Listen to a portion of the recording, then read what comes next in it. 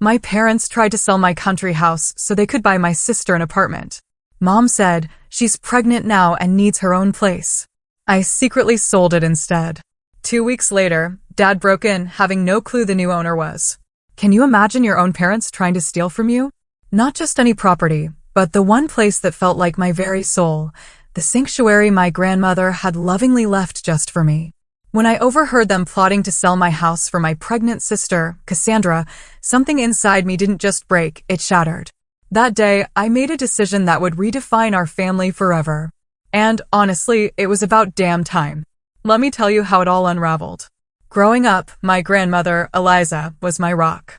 While my parents were always so wrapped up in my younger sister, Cassandra, Grandma Eliza showed me what unconditional love truly felt like.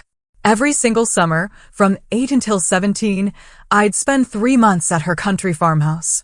I'd get my hands dirty helping her in the vegetable garden, learn her famous apple pie recipe, and sit on that wraparound porch, just listening to her stories. Those summers were everything. She taught me so much, especially the importance of standing up for myself. Amanda, she'd say, her weathered hands gently folding over mine, never let anyone take advantage of your kind heart, not even family. Especially family. At the time, I thought it was just general wisdom. I had no idea those words would become my battle cry. The house itself was pure charm, a 3-bedroom farmhouse on 2 acres, about 90 minutes from the city where I worked as a real estate agent. Built in the 1940s with solid oak beams, hardwood floors that creaked just right, and windows that drank in the morning light. There was a small apple orchard, a sprawling vegetable garden, and a detached garage Grandma had converted into her painting studio. 5 years ago, when Grandma Eliza passed at 88, I was heartbroken. Her death wasn't unexpected, but the pain hit me harder than I could have imagined. During the will reading, I was genuinely shocked to learn she'd specifically left the country house to me. The letter she included explained everything. My dearest Amanda, it read, I am leaving this house to you because you are the only one who truly loves it as I did. I have watched you connect with this land since you were a little girl. This house has stories in its walls, and I know you will honor them and add your own chapters. This is not just a piece of property. It is a piece of who you are. My parents, surprisingly, seemed supportive then. They had their own comfortable suburban home and had never really cared for the old country place, as they called it. My sister, Cassandra, 28 and always the golden child, was too focused on city life to care about a house without a shopping mall nearby. For the past 5 years, I'd poured my heart, my soul, and a significant chunk of my savings into that property. I updated the plumbing and electrical, painstakingly restored the original hardwood floors, and replanted the garden using the heirloom seeds Grandma had saved. Every weekend I could manage, I'd drive out Friday evening and return Sunday night, my spirit totally recharged by the peace I found there. The contrast between Cassandra and me was stark. I'd built a stable career as a real estate agent, eventually becoming one of the top sellers at my firm. Cassandra, on the other hand, bounced between jobs, relationships, and departments. Our parents constantly made excuses for her free spirit and artistic temperament, while my practical nature and work ethic were just expected, never celebrated. Your sister is sensitive, my mother would sigh whenever Cassandra quit another job because her boss just didn't understand her. Meanwhile, my 60-hour work weeks and professional achievements were met with a brief nod, a quick subject change. Despite this imbalance, I maintained a cordial relationship with my family. Sunday dinners at my parents' house were a monthly tradition, though I often felt more like an observer than a participant, with conversations revolving around Cassandra's latest drama or my parents' social circle. Everything changed 3 months ago when Cassandra announced she was pregnant. Her boyfriend, Tyler, whom she'd been dating for less than a year, sat awkwardly at the dinner table as my sister shared the news. My parents were initially shocked, then quickly pivoted to absolutely ecstatic about their first grandchild. This changes everything, my mother declared, squeezing Cassandra's hand. You two need to start preparing for this baby. I offered my genuine congratulations, though I had serious private concerns about my sister's readiness for parenthood given her unstable lifestyle. Those concerns, of course, proved warranted. Over the next few weeks, the couple's living situation became a frequent topic. They can't possibly stay in that tiny one-bedroom apartment with a baby, my mother fretted during one Sunday dinner. Rent is so expensive these days, my father added, looking pointedly in my direction. It's hard for young people starting out. I sensed they were heading toward an ask for financial help, which wouldn't have been the first time. Over the years, I'd loaned Cassandra money for various emergencies, none of which had ever been repaid. Given my stable income, I'd already resigned myself to contributing to my future niece or nephew's needs. What I did not anticipate was just how far my family's expectations would go. It was during one of those Sunday family dinners, about 2 months after Cassandra's announcement, that I accidentally discovered their plan. I had excused myself to use the bathroom and was walking back down the hallway when I heard my father's voice from the kitchen. I think we should list the country property next month. Spring is the best time to sell, and we could get top dollar in this market. I froze. Mid-step. I thought, at first, he must be discussing one of his own investment properties. My father had dabbled in real estate over the years, though he always ignored my professional advice. Do you think Amanda will fight us on it? My mother responded. Her voice hushed, but clear enough for me to hear. The mention of my name sent a chill through me. They couldn't possibly be talking about my house. The house that was legally mine, left to me in my grandmother's will, which I'd been maintaining and improving with my own money for 5 years. She has to understand, my father continued. Cassandra is starting a family. She needs her own place, not some cramped apartment. Besides, Amanda doesn't even live there full-time. It's just sitting empty most of the week. I felt my hands begin to shake as the horrifying reality of their conversation sank in.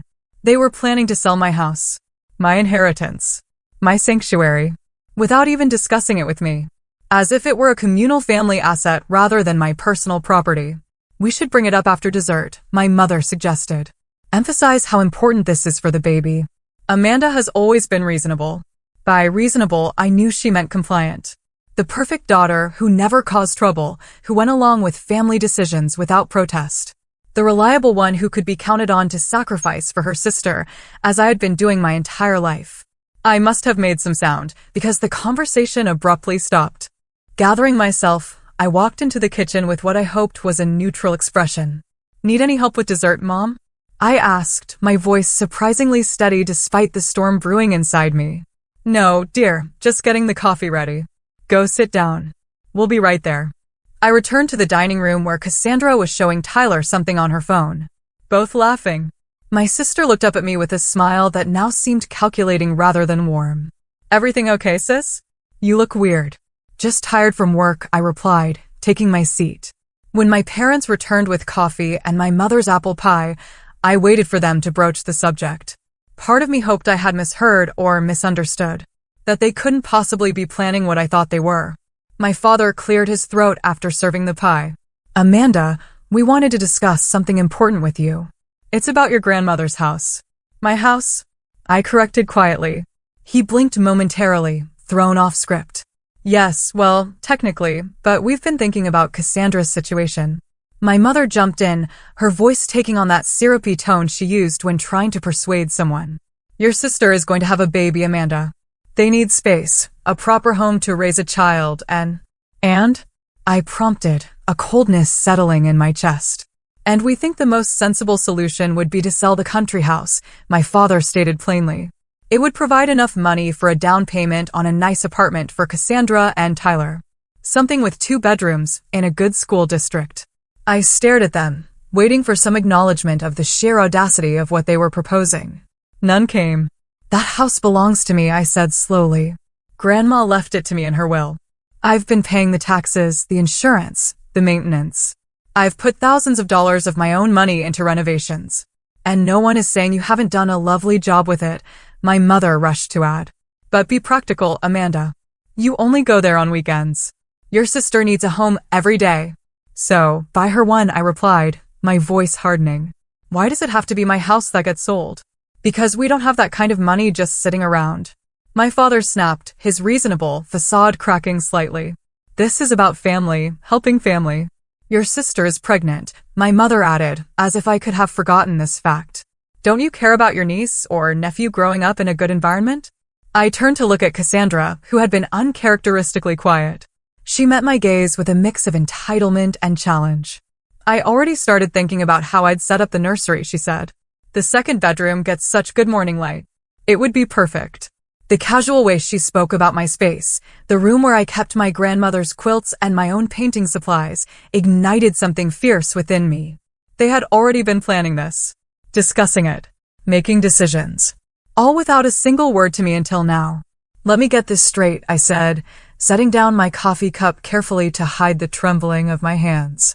You want me to give up the house my grandmother specifically left to me, that I have lovingly maintained for 5 years, so you can sell it and give the money to Cassandra for an apartment? Not give up, my father corrected. You would get a portion of the proceeds too, of course. How generous, I replied, unable to keep the bitterness from my voice. And did anyone consider asking me before making these plans? Or did you just assume I'd go along with it as always? Amanda, my mother sighed. Don't be difficult. This is what families do. They support each other. Support goes both ways, Mom, I shot back. When is anyone in this family supported? What I want, what I need. A tense silence fell over the table. This was not how our family operated. Open conflict was avoided, particularly when it came to Cassandra getting her way. Tyler, looking deeply uncomfortable, finally spoke up. Maybe we should discuss this another time, when everyone's calmer. There's nothing to discuss, I said, standing up. The house is mine. I will not be selling it. Not now. Not ever. Amanda, my mother gasped. Sit down. We're not finished. I replied, grabbing my purse. Thank you for dinner. As I headed for the door, my father called after me. Think about it. Family has to come first. I paused with my hand on the doorknob. That is exactly what I'm doing. I left without another word. The slam of the door behind me punctuated my exit in a way that was deeply out of character for the accommodating daughter I had always been. As I sat in my car, hands gripping the steering wheel, I realized they had fully expected me to eventually agree. After all, I always had before. Not this time. The next weekend, I drove to the country house with a heaviness in my heart I had never associated with this place before. For 5 years, crossing the threshold of the old farmhouse had always brought an immediate sense of peace. Now, as I unlocked the door and stepped inside, I felt the weight of my family's betrayal accompanying me.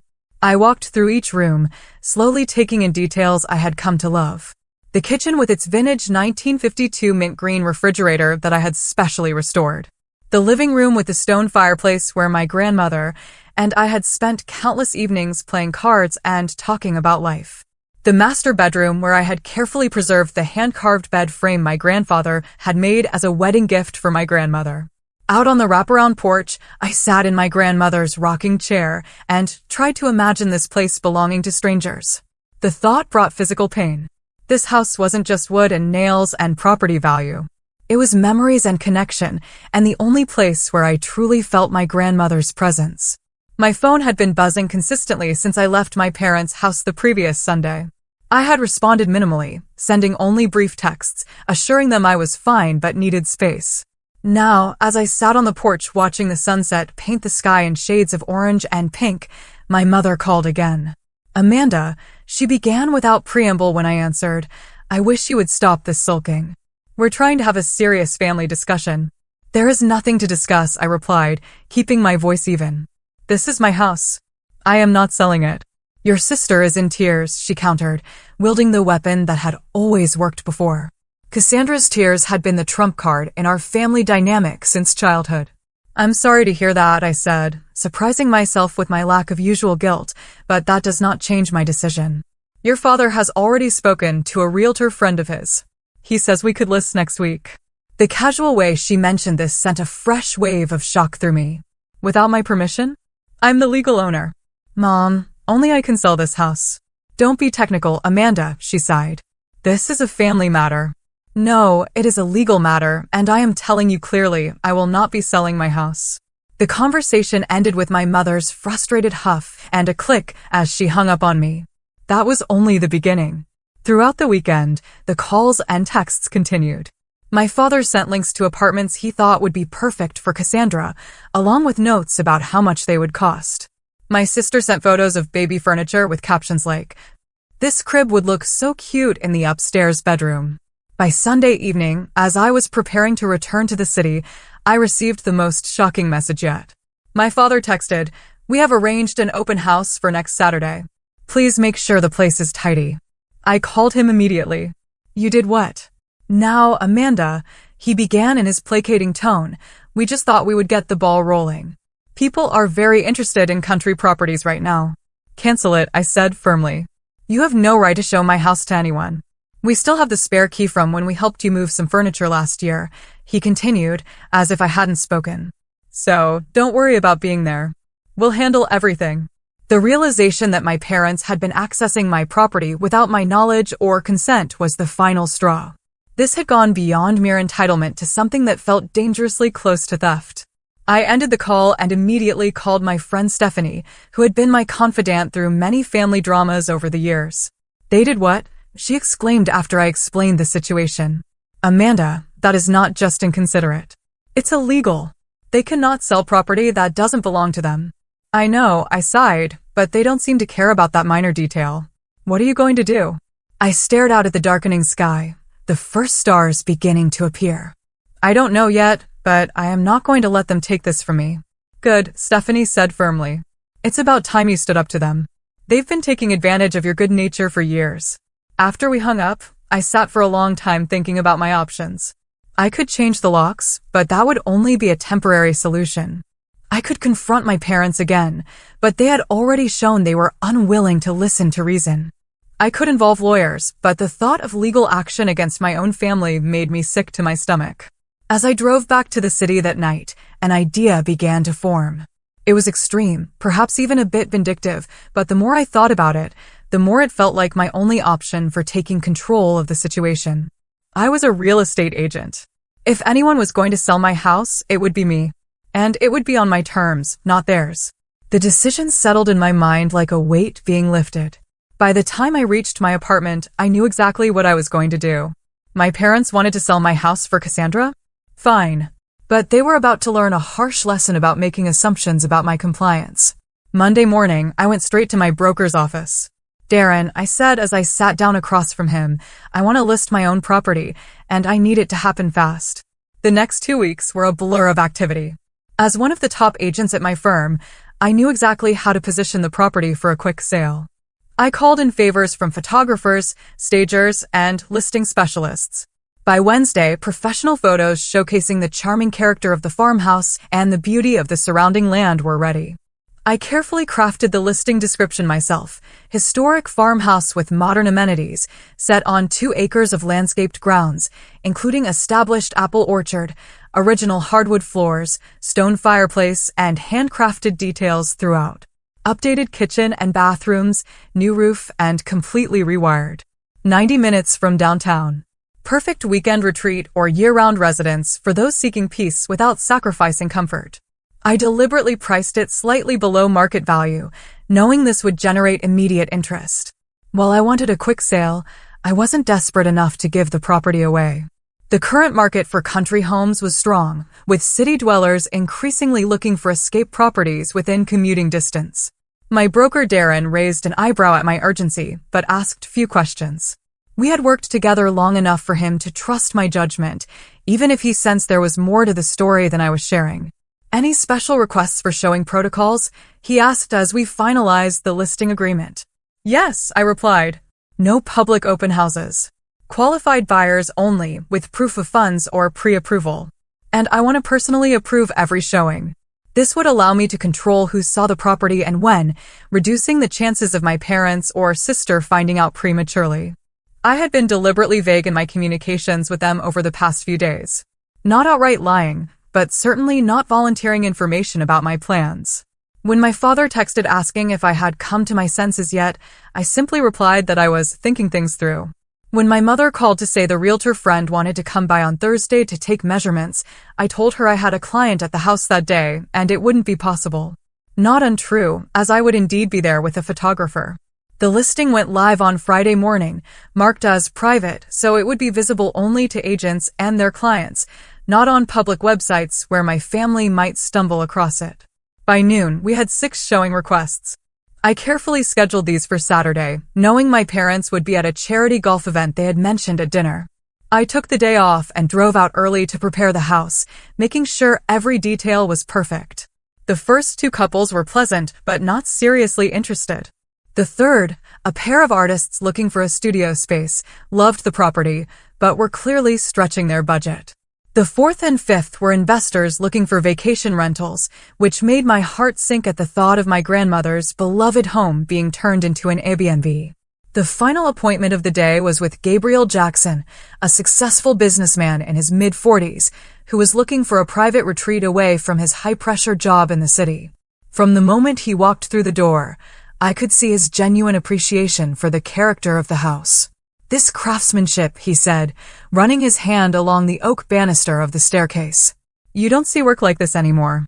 As I showed him around, Gabriel asked thoughtful questions, not just about the practical aspects of the property, but about its history and character. When we reached the studio in the converted garage, he spent a long time looking at the space. "My late wife was a painter," he explained quietly. "She always wanted a studio with north light like this." There was something in his manner, a respect for the property and its significance, that reminded me of my own attachment to the place. When he asked if we could sit on the porch for a few minutes before he left, I agreed. "This is a special property, Amanda," he said as we sat in the rocking chairs overlooking the orchard. "I can tell it means a great deal to you."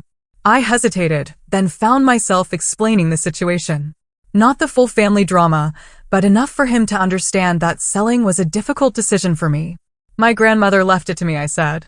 "I always thought I would keep it forever, but circumstances have changed." Gabriel nodded thoughtfully. "If I were to make an offer, would it give you some peace to know that I would care for this place as you have?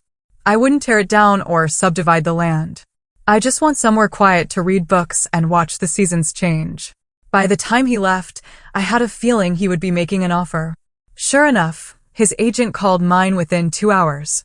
The offer was clean, for the full asking price, with a request for a quick closing but flexible occupancy to give me time to say goodbye to the house properly.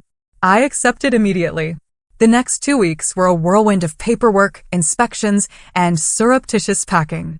I told my family I was busy with a big listing at work, which wasn't entirely untrue. I avoided Sunday dinner, claiming client obligations. When my mother pressed about when they could reschedule their planned open house, I deflected with vague comments about still figuring things out. In truth, I was carefully removing personal items from the country house, focusing on things with sentimental rather than monetary value: my grandmother's handwritten recipe cards, the quilt she had made for my high school graduation, family photographs that couldn't be replaced. I worked with my attorney to ensure all the paperwork was impeccable, leaving no possible legal challenges. The property was unquestionably mine to sell. My name alone was on the deed since my grandmother's estate had been settled 5 years earlier. My parents had absolutely no legal claim to it whatsoever, despite their apparent belief that family assets were communal regardless of legal ownership. The closing was scheduled for a Thursday morning.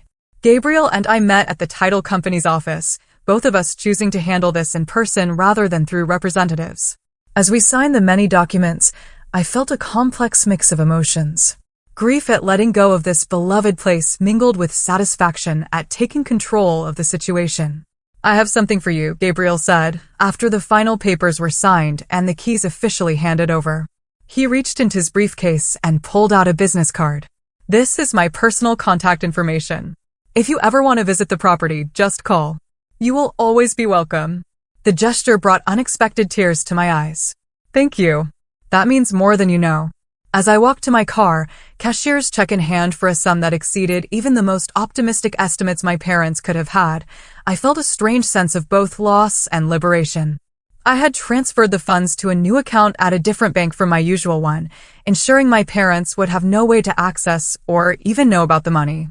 Now came the hard part, waiting for my family to discover what I had done.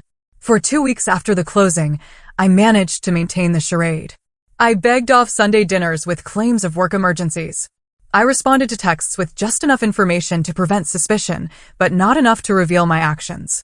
I knew this delicate balancing act couldn't last forever, but I needed time to prepare myself emotionally for the inevitable confrontation.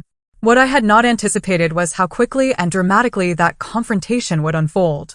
It happened on a Saturday morning. I was at my city apartment, enjoying a rare leisurely breakfast and catching up on work emails when my phone rang. It was my father, his tone uncharacteristically frantic. Amanda, thank God you answered. There's someone in your house. My heart skipped a beat as the moment of truth arrived sooner than I expected. What do you mean? I asked, playing for time. We drove out to the country house with Cassandra to take some measurements for the nursery furniture, he explained hurriedly. I used my key to get in, and there was a man inside who claimed we were trespassing. He said he was calling the police. The reality of what had happened hit me all at once. My parents had taken Cassandra to my former house, let themselves in without permission using a key they should have returned long ago, and encountered Gabriel, the rightful owner, who naturally assumed they were intruders. Stay there, I said, my voice remarkably calm given the circumstances. I'll be right out. Hurry. This man is threatening to have us arrested. I drove faster than I should have, reaching the country house in just over an hour. As I pulled up the gravel driveway, I saw a surreal tableau. A police car parked behind my parents' SUV, my mother sitting on the porch steps looking shell-shocked, my father gesticulating wildly to a patient-looking officer, Cassandra crying in the front seat of their vehicle, and Gabriel standing calmly near the police car. As I got out of my car, all eyes turned to me. Amanda, my father called out, relief evident in his voice. Tell this officer, this is your house, and we have permission to be here. I walked slowly toward the group, the weight of the moment pressing down on me. This was it. The point of no return. Actually, I said clearly, this is not my house anymore. I sold it 2 weeks ago to Mr. Jackson. He is the legal owner now. The silence that followed was absolute. Even Cassandra's sobs from the car momentarily ceased. My father's face went from relief to confusion to dawning horror in the span of seconds. What are you talking about? My mother finally managed, rising from the porch steps. You cannot have sold the house. We were going to sell it for Cassandra's apartment. The officer looked between us with growing understanding. Ma'am, he addressed my mother. Are you saying you entered this property without the owner's permission? No, my father interjected quickly. This is a family misunderstanding. Amanda, tell them this is all a mistake. I looked at Gabriel, who gave me a small nod of support. There is no mistake, I said firmly. I sold the house to Mr. Jackson 2 weeks ago. The sale has been recorded with the county. My parents and sister no longer have any right to access this property. That is impossible, my mother exclaimed. You cannot have sold it without telling us. We had plans. Your plans, I corrected, not mine. You decided what would happen to my property without consulting me.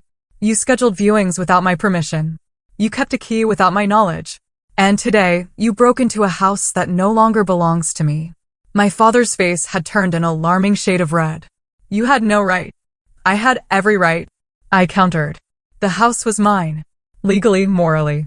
In every way that matters. The officer, clearly uncomfortable with the family drama unfolding before him, cleared his throat.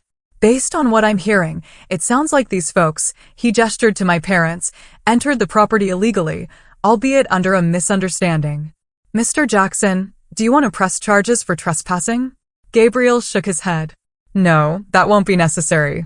As long as they leave now and understand they cannot return without an invitation. My father looked like he might argue further, but my mother tugged at his arm.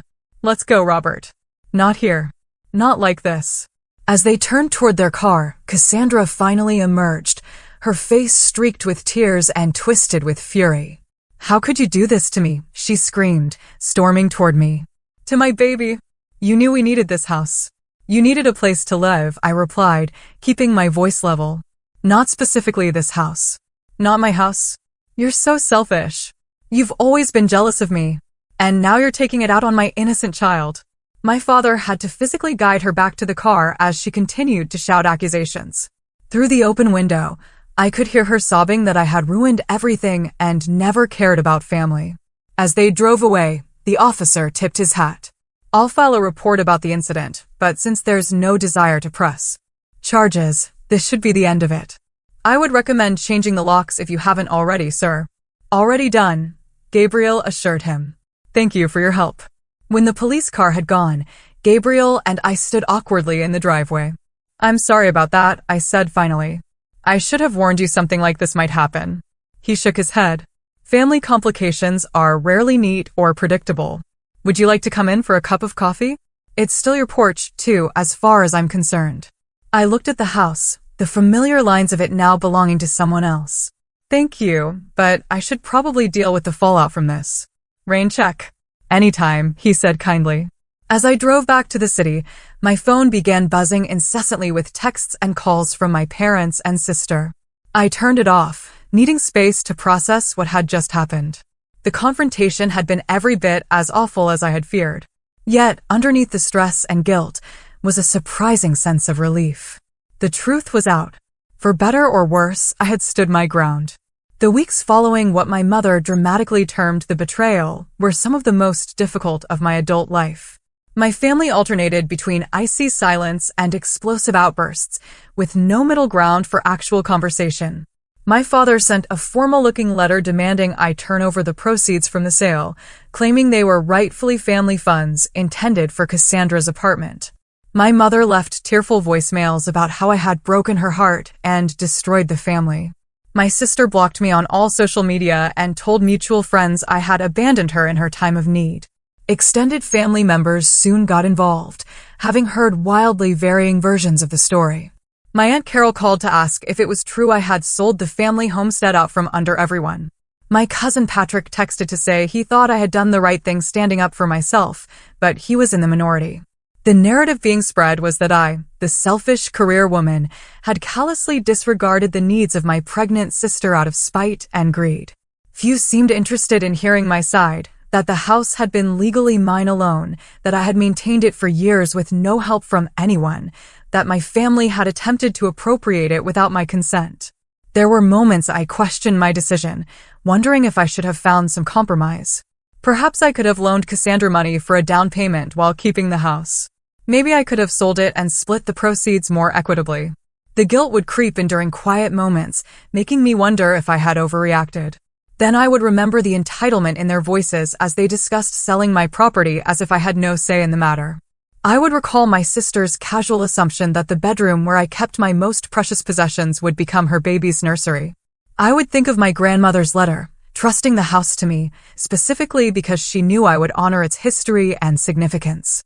About a month after the confrontation, I received an unexpected message from Tyler, Cassandra's boyfriend and the father of her baby. Can we meet for coffee? Just you and me. There are some things you should know. Curious and a bit wary, I agreed to meet him at a cafe halfway between my office and his workplace. When he arrived, he looked tired and stressed, the impending responsibility of fatherhood clearly weighing on him. Thanks for coming, he said as he slid into the booth across from me. Cassandra would kill me if she knew I was talking to you. I appreciate you reaching out, I replied. How is she doing? And the baby? They're both fine, health-wise, but... He hesitated, stirring his coffee absently. There are things about our situation that your family hasn't been honest about. Over the next hour, Tyler shared revelations that shifted my understanding of the entire scenario. Contrary to the impression my parents had given, he and Cassandra were not in dire financial straits. Tyler had a stable job in IT with good benefits. They could afford their apartment comfortably, and while it was small, it was in a good neighborhood with excellent schools nearby. I never wanted your house, he admitted. I was shocked when Cassandra told me that was the plan. I kept saying we could save for our own place, but she insisted her parents had promised they would take care of everything. Moreover, Tyler revealed that he had been deeply uncomfortable with how I was being treated throughout the situation. The way they talked about you when you weren't around, like you owed them this massive favor and were being difficult for not immediately agreeing. It didn't sit right with me.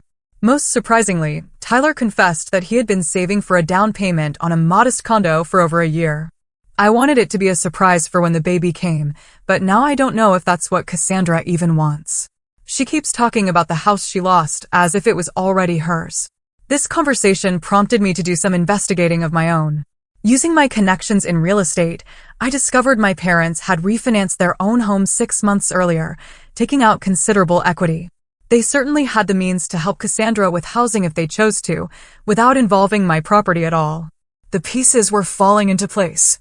This had never been about Cassandra desperately needing housing. It had been about my parents wanting to appear generous and supportive without spending their own money.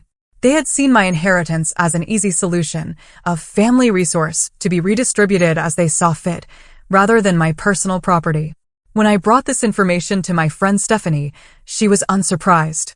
They've always treated you like the responsible one who should sacrifice for everyone else, she pointed out. They probably never imagined you would stand up to them like this. The rift in my family deepened as weeks turned into months. Sunday dinners were a thing of the past. Holiday plans remained uncertain. My mother had begun telling family friends that I was going through something and they should pray for me to come back to my senses. My father took a more direct approach, sending increasingly stern emails about my obligations and duty to family. When I didn't respond as he wished, he attempted to involve mutual acquaintances as mediators, most of whom were wise enough to stay out of the conflict. Cassandra, now showing visibly in her pregnancy, weaponized her condition at every opportunity. Through mutual friends, I heard she was telling anyone who would listen that I was so jealous of her having a baby that I had sabotaged her chance at a proper family home. The most painful aspect was how little interest any of them showed in understanding my perspective. Not once did my parents acknowledge that perhaps they should have consulted me before making plans for my property. Not once did my sister express appreciation for the years I had spent maintaining the house they had all suddenly decided should be hers. It was as if my feelings, my autonomy, and my legal rights were simply inconvenient obstacles to their plans, rather than valid considerations deserving of respect. Yet, as difficult as this period was, it was also strangely clarifying. For the first time, I was seeing my family dynamic with absolute clarity, unfiltered by the desire to keep peace at any cost. I was learning to set boundaries, even when they brought conflict. I was discovering that I could withstand disapproval without crumbling. In quiet moments, I sometimes thought of my grandmother and wondered what she would make of all this. The more I reflected, the more I became convinced that her decision to leave the house specifically to me, rather than to the family generally, had been deliberate. Perhaps she had recognized tendencies in my parents that I had been too close to see clearly. Never let anyone take advantage of your kind heart, she had told me, not even family, especially family. Now I understood exactly what she had meant. 6 months passed with minimal contact between me and my immediate family. I threw myself into work, set new sales records at my firm, and slowly adjusted to weekends without my countryside retreat. I maintained occasional text communication with Tyler, who provided brief updates about Cassandra's pregnancy and their preparations for the baby. During this time, I used a portion of the money from the house sale to make some sound investments, working with a financial advisor to create a diverse portfolio. I also found a small but charming condo closer to the city with a balcony large enough for container gardening. A poor substitute for the orchard I had loved, but better than nothing. Occasionally, I would receive a text from Gabriel with a photo of the country house, a new flower blooming in the garden, or fresh snow on the roof. True to his word, he had preserved the character of the place while making it his own. These messages were bittersweet, but ultimately comforting, knowing my grandmother's beloved home was in caring hands. My extended family began to reach out individually as the months went by. My Aunt Deborah, my mother's sister, invited me to lunch and actually listened to my version of events without judgment. My cousin Elizabeth included me in her wedding plans despite my mother's apparent objection.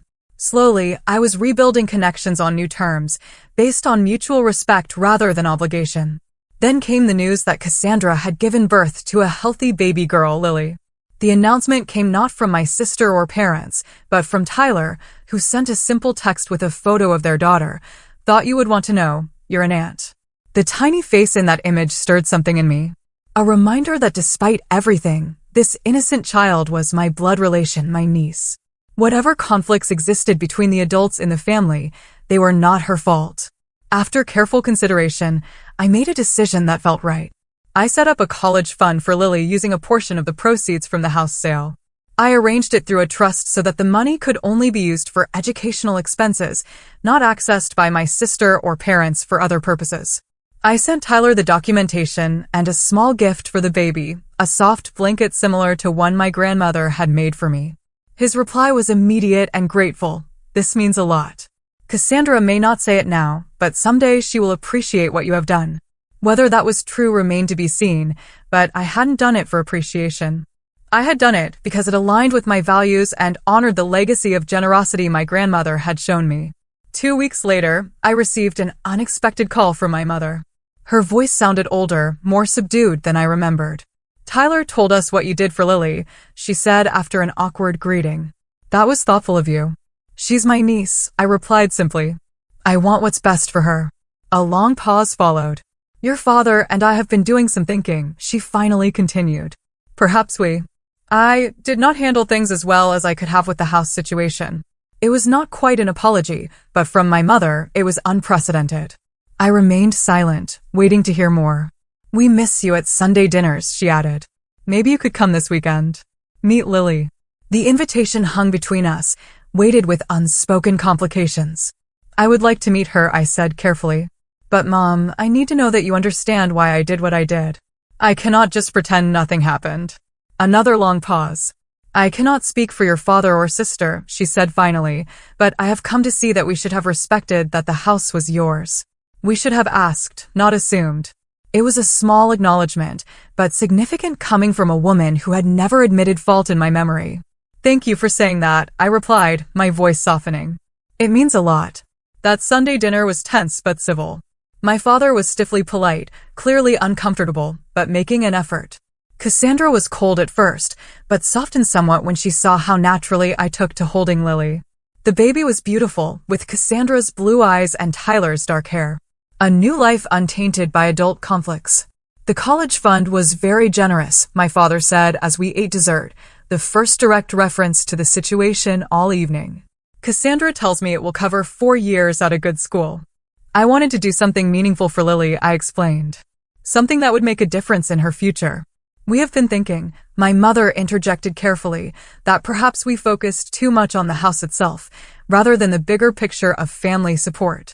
Your father and I have decided to help Tyler and Cassandra with a down payment on a condo they found, one they can afford the monthly payments on themselves.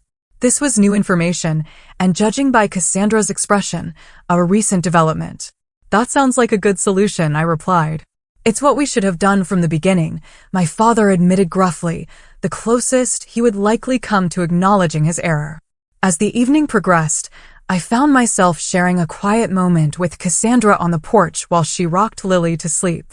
I was really angry at you, she said softly, not looking at me. I felt like you chose a house over me and my baby. That was never the choice, I replied. I felt like my autonomy, my right to make decisions about my own property, was being completely disregarded. Like what I wanted didn't matter. She was silent for a moment. I guess I never thought about it from your perspective. Mom and Dad always made it sound like the house was kind of a family asset. And since I needed it more than you. But that was never theirs to decide, I pointed out gently. Just like I would never presume to make decisions about your life or property without consulting you.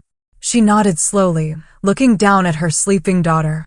Motherhood is making me think differently about a lot of things. About boundaries. And respect. I want Lily to grow up knowing her opinions matter, that no one has the right to make decisions for her without her consent.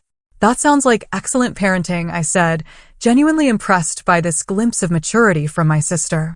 I can't promise Mom and Dad will ever fully understand what they did wrong, she continued. They're pretty set in their ways. But I think I do now. And I'm sorry, Amanda. Not for wanting a good home for my baby, but for assuming I was entitled to yours. Her apology, far more direct than my mother's, brought unexpected tears to my eyes. Thank you for saying that. It means more than you know. In the months that followed, our family began a slow, sometimes awkward, healing process. Sunday dinners resumed, though now they often took place at my new condo or at Tyler and Cassandra's apartment. My parents never fully acknowledged the extent of their overstepping, but they made efforts to show respect for my boundaries in other ways. I maintained my friendship with Gabriel, occasionally accepting his invitation to visit the country house. It was different now, seeing it as a guest rather than an owner, but there was healing in that, too. A reminder that letting go did not have to mean losing everything. As Lily grew from newborn to infant to curious crawler, she became a bridge between previously fractured relationships. It was impossible to hold grudges while watching her discover the world with wide-eyed wonder. Through her, I found a new connection to my sister, a shared investment in the future that transcended past conflicts. My grandmother had been right all along. Family was important, vital even, but healthy family relationships required respect, boundaries, and the courage to stand firm when those boundaries were crossed. The house she had left me had ultimately taught me that lesson in unexpected ways. In the end, I didn't regret selling the country house. What I had gained, painful though the process had been, was something more valuable. The knowledge that I could stand up for myself, even against those I loved most, and emerge stronger on the other side. Family love, I had learned, should never require the sacrifice of your self-respect. True family support goes both ways, honoring each person's autonomy while offering genuine help. It took a crisis to teach us all that lesson, but some lessons are worth the difficult path to understanding. What about you? Have you ever had to make a difficult decision that put you at odds with family members? How did you handle it? Was there eventual healing or understanding? Please share your experiences in the comments below. And if you found value in my story, please like, subscribe, and share with others who might be struggling with family boundaries. Thank you for listening. Take care. Good luck.